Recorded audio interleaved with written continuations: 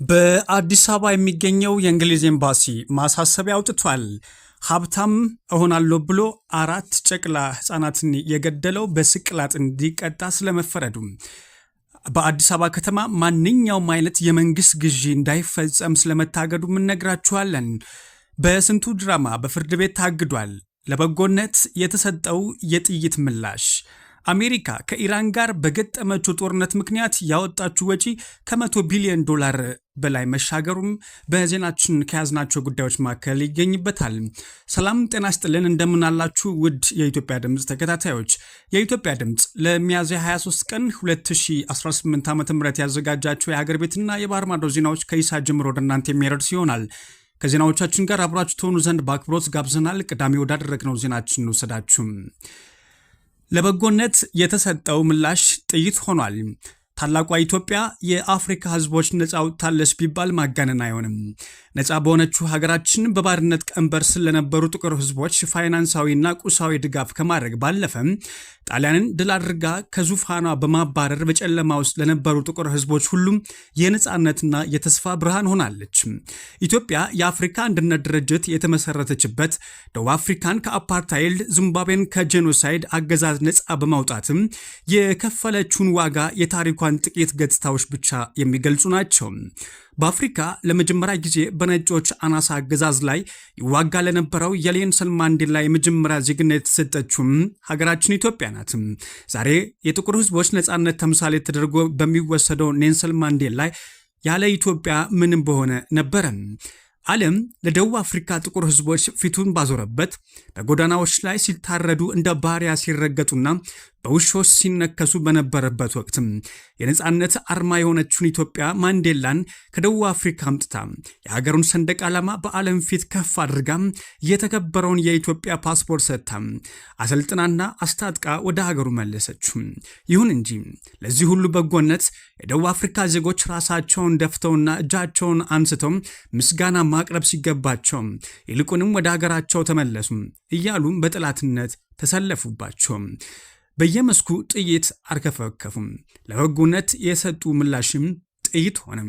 የኢትዮጵያ ኤምባሲም ሆነ እያንዳንዱ ኢትዮጵያዊ ይህንን ታሪክ ለደቡብ አፍሪካውያን ማስታወስ ይኖርበታል። እኛ ጠላቶቻቸው አይደለንም፣ ነፃነትን ያጎናጸፍናቸው ወንድሞቻቸው ነን። እኛ የታሪክ ባለውለታዎች እንጂ ተቃዋሚዎቻቸው አይደለንም። ከኢትዮጵያ ሕዝብ ለደቡብ አፍሪካውያን የተላከ መልእክት ነው። በስንቱ ድራማ በቻናል 1 እንዳይተላለፍ ፍርድ ቤት አገደም።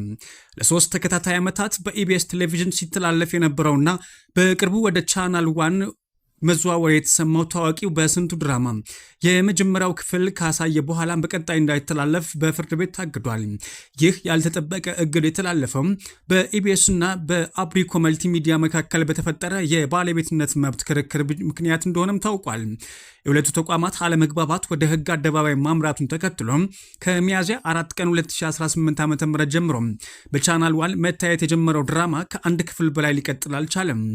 ኢትዮፒካ ሊግ እንደዘገበው ከሆነ አብሪኮ መልቲሚዲያ በኢቢኤስ ላይ የፍትህ ብሔር ክስ የመሰረተም ሲሆን የፌዴራል ከፍተኛ ፍርድ ቤት ልደታ ምድብ አንደኛ ችሎት የሁለቱን ወገኖች ክርክር ለመስማት ለግንቦት 20 ቀን 2018 ዓ.ም ቀጠሮ ሰጥቷል። የአውሮፓ ህብረት በትግራይ ዳግም ጦርነት እንዳይቀሰቀስ አስቸኳይ ማስጠንቀቂያ ሰጥቷል። የአውሮፓ ህብረት በትግራይ ክልል እየታዩ ያሉ ወቅታዊ ክስተቶች ከፍተኛ ስጋት እንዳይፈጠርበት በመግለጽም ሁሉም ወገኖች በአስቸኳይ ውጥረቱን እንዲያረግቡም ጥሪ አቅርቧል።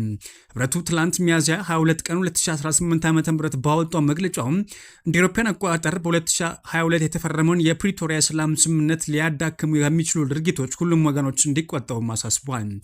ማንኛውም ስምምነቱን አደጋ ላይ የሚጥል እንቅስቃሴ ዳግም ወደ አስከፊ ግጭት ሊያመራ እንደሚችል በማመላከትም ህብረቱ ጠንከር ያለ ማስጠንቀቂያ ማስተላልፏል። በወገኖች መካከል ያሉ ማናቸውም ልዩነቶች በጠመንጃ ሳይሆን በፖለቲካዊ ውይይት ብቻ መፈታት እንዳለባቸው የገለጸው ህብረቱ ክልሉ ገና ከ2 ዓመት ጦርነት ጠባሳ በማገገም ላይ ባለበት ወቅትም የሚከሰት ግጭት መዘዙ እጅግ አስከፊ እንደሚሆንም አሳውቋል። አዲስ አበባ እስከ ሰኔ 30 ድረስ ማንኛውም የመንግስት ግዢ እንዳይፈጸም አገደችም። የአዲስ አበባ ከተማ ፋይናንስ ቢሮ በከተማ አስተዳደሩ ስር የሚገኙ የመንግስት መስሪያ ቤቶች እስከ ሰኔ 30 ድረስ ምንም አይነት ግዢ እንዳይፈጽሙ እገዳ መጣሉን አሃዱ ሬዲዮ ዘግቧል። የቢሮ ኃላፊ አቶ አብዱል ቃድር ሬድዋን እንደገለጹትም ውሳኔው የተላለፈው በአራተኛ ሩብ ዓመት የሚፈጸሙ አላስፈላጊ ግዢዎች ለመግታትና የመንግስት በጀት ከብክነት ለመታደግ ነው ብለዋል። ይህም ተቋማት በበጀት ዓመቱ ማብቂያ ላይ ያለ አግባብ ገንዘብ እንዳያባክኑ ለማድረግ የታለመ ጥብቅ ቁጥጥር መሆኑም ተመላክቷል። ይሁን እንጂ እገዳው በህዝብ አገልግሎት አሰጣጥ ላይ እንቅፋት እንዳይፈጥር ጥንቃቄ መደረጉን ኃላፊው ገልጸዋል። ማንኛውም መስሪያ ቤት እጅግ አስፈላጊ የሆነ የግዢ ጥያቄ ሲኖረው ለቢሮ በማቅረብና ሁኔታው ተመዝኖ ልዩ ፍቃድ በማግኘት ግዢ መፈጸም እንደሚችልም ተጠቁሟል። ይህ አሰራር የመንግስት ሀብት በእቅድ ላይ ብቻ እንዲውል የሚያስገድድ ሲሆንም የከተማ አስተዳደሩ ከመደበው በጀት 72 በመቶ የሚሆነው ለታላላቅ ካፒታል ፕሮጀክቶች መመደቡንም ቢሮ አሳውቋል። የኢትዮጵያ ዜናዎችን በመከታተል ላይ ትገኛላችሁ። በአዲስ አበባ የሚገኘው የእንግሊዝ ኤምባሲ በትግራይ ክልል አሁን ላይ እየታዩ ያሉት አዳዲስ ክስተቶች በቅርበት እየተከታተለ መሆኑን በመግለጽ የፖለቲካና የጸጥታ ውጥረቶች በአስቸኳይ እንዲረግቡም ጠይቋል። ኤምባሲው በይፋዊ ገጹ ባሰራጨው መግለጫውም የሚመለከታቸው አካላት የትጥቅ ግጭት ማቆም ስምምነቱን አተግባበር በተመለከተ በአስቸኳይ ወደ ውይይት እንዲመለሱም ጥሪ አቅርቧል። የኢትዮጵያ አንጻራዊ ሰላም ሊያናጋ የሚችል ማንኛውም እንቅስቃሴ ተቀባይነት እንደሌለው ያመላከተው ይህ መግለጫ ከሰላም ስምምነቱ መንፈስና ማዕቀፍ ውጭ የሆኑ ድርጊቶች የእንግሊዝ መንግስት እንደማይበረታታ አጽንኦት ሰጥቷል። ይህ የዲፕሎማቲክ ማሳሰቢያ የተሰጠውም በሰሜን ኢትዮጵያ ያለው የፖለቲካ ፍጥጫ ዳግም ወደ ለየለት ግጭት ሊያመራ ይችላል የሚለው ዓለም አቀፋዊ ስጋት አይሎ በቀጠለበት ወቅት ነው። ሁኔታው ከቁጥጥር ውጭ ሆኖ ዳግም ጦርነት የሚቀሰቀስ ከሆነ ውጤቱ ለትግራይ ክልል፣ ለመላው ኢትዮጵያ እንደዚሁም ለሰፊው ቀጠና ጭምር እጅግ አውዳሚ እንደሚሆን ኤምባሲው በጥብቅ ማስጠንቀቂያ ሰጥቷል። ይህንንም ተከትሎ የሚመለከታቸው አካላት ከጥፋት መንገድ ተቆጥበው በፕሪቶሪያው ማዕቀፍ መሰረት ለሰላማዊ ውይይት ቅድሚያ እንዲሰጡም የዓለም አቀፉ ማህበረሰብ ግፊቱን አጠናክሮ ቀጥሏል ነው የተባለው። ወደ ውጭ ዜናዎቻችን ተሸጋግረናል። ሀብታም እሆናለሁ ብሎ 4 ጨቅላዎችን የገደለው በስቅላት እንዲቀጣ ተፈረደበት። በኡጋንዳን ዋና ከተማ ካምፓላ በሚገኝ የህፃናት ማቆያ ውስጥ በመግባት 4 ንጹሐን ጨቅላዎችን በስለት ወቅቱ የገደለው የ38 ዓመቱ ክሪስቶፈር ኦኬሎ በስቅላት እንዲቀጣ መፈረዱን ቢቢሲ ዘግቧል።